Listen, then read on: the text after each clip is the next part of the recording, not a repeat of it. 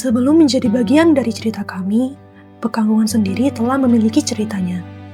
Nama Pekangkungan berasal dari kata kangkung, tanaman air yang dahulu banyak tumbuh di sepanjang sungai dan persawahan di wilayah ini.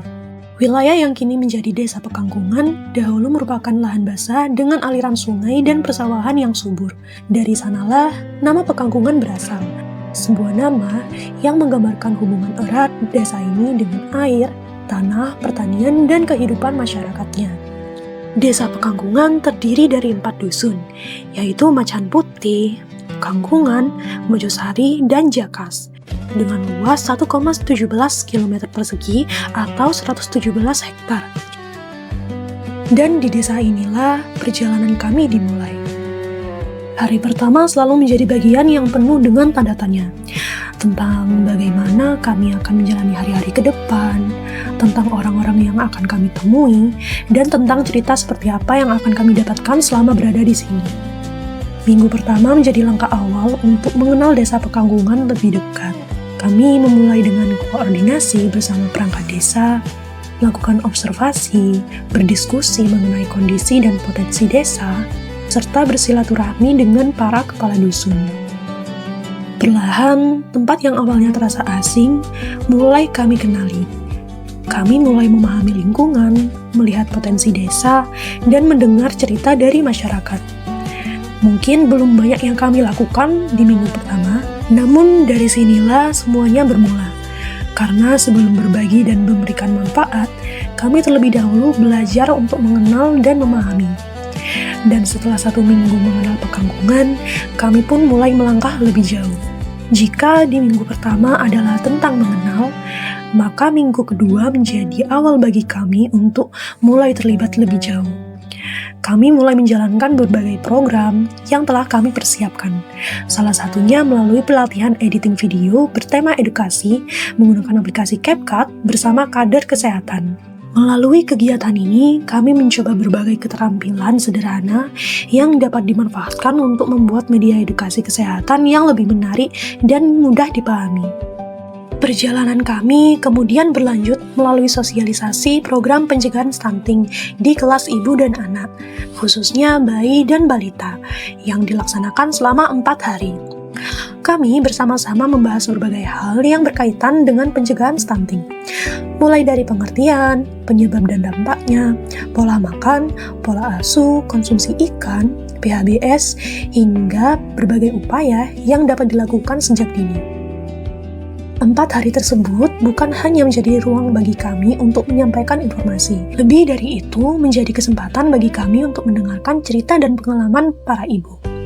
Dari sini, kami mulai mengetahui dan memahami bahwa di balik tumbuh kembang seorang anak, ada perhatian, perjuangan, dan kasih sayang yang begitu besar dari keluarganya. Apa yang kami dengar dan pelajari selama rangkaian kelas ibu dan anak di minggu sebelumnya tidak berhenti begitu saja setelah kegiatan selesai. Kami mulai mencari cara agar pengetahuan tentang gizi dan pencegahan stunting dapat lebih dekat dengan kehidupan sehari-hari. Dan di minggu ketiga, kami mencoba mewujudkan melalui langkah yang sederhana. Kami melaksanakan demonstrasi pembuatan puding kelor bersama ibu-ibu desa Pekangkungan. Kegiatan ini menjadi salah satu bentuk kelanjutan dari program pencegahan stunting yang sebelumnya telah kami sosialisasikan. Kelor yang mudah ditemukan di sekitar diolah menjadi puding yang lebih menarik dan dapat menjadi salah satu alternatif olahan pangan. Bersama para ibu, kami menyiapkan bahan, mengikuti setiap proses pembuatannya, hingga menikmati hasilnya bersama-sama. Bagi kami, kegiatan ini bukan sekedar tentang membuat puding, tetapi tentang bagaimana pengetahuan yang telah dibagikan sebelumnya dapat diterapkan melalui sesuatu yang sederhana, dekat, dan mungkin dilakukan dalam kehidupan sehari-hari. Desa Pekampungan, Stop Stunting!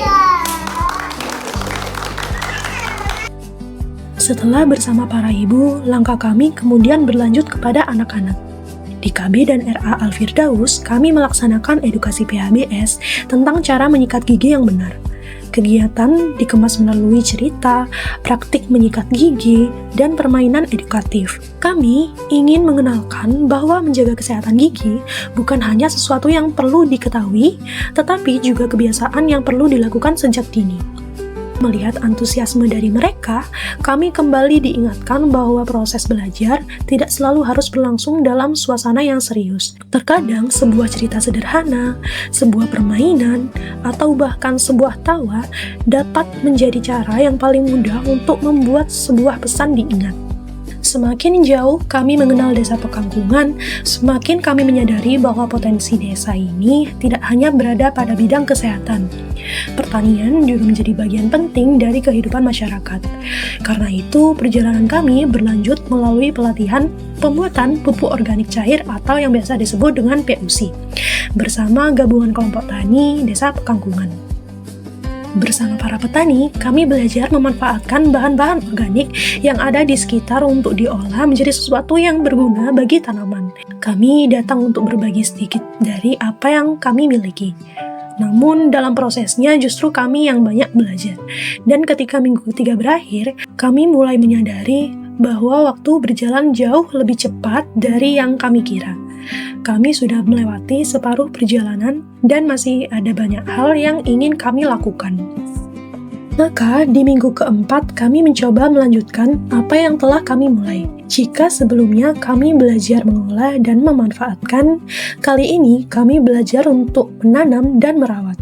Kami melakukan penanaman bibit bunga telang di greenhouse Balai Desa Pekangkungan. Bibit-bibit kecil itu kami tanam satu persatu dengan harapan dapat terus tumbuh dan berkembang. Tidak berhenti sampai di sana, kami juga melakukan penyiraman menggunakan pupuk organik cair yang telah kami buat bersama sebelumnya.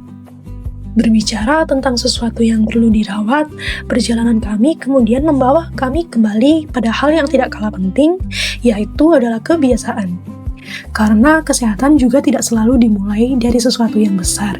Terkadang ia dimulai dari kebiasaan kecil yang dilakukan setiap hari. Di SD Negeri Pekangkungan, kami melaksanakan edukasi PHBS tentang cara mencuci tangan yang benar dan pemilahan sampah. Kami mengajak adik-adik untuk mengenal pentingnya mencuci tangan dengan benar dan menjaga kebersihan lingkungan. Tidak hanya melalui penyampaian materi, kami juga mengajak mereka untuk memperhatikannya secara langsung melalui permainan dan kegiatan yang menyenangkan. Karena sebuah kebiasaan tidak cukup hanya untuk diketahui, tapi ia perlu dicoba, dibiasakan, dan dilakukan berulang kali hingga menjadi bagian dari keseharian. Dari anak-anak, perjalanan kami kemudian berlanjut kepada masyarakat dalam lingkup yang lebih luas.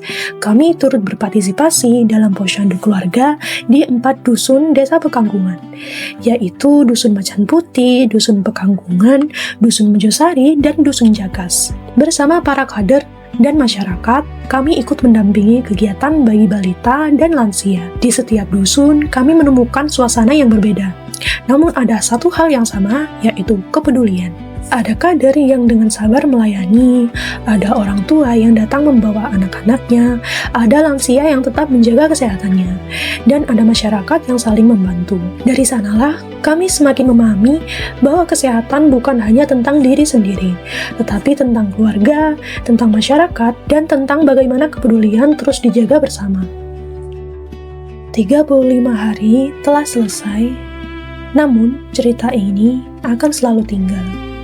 Kami datang sebagai mahasiswa KKN, kami pulang membawa cerita. Sampai jumpa Pekangkungan, bukan selamat tinggal. Saya Kordes, saya pamit. Saya sekretaris, saya pamit. Saya bendahara, saya pamit. Kami ajarab, kami pamit. Kami PDD, kami pamit. Saya logistik, saya pamit.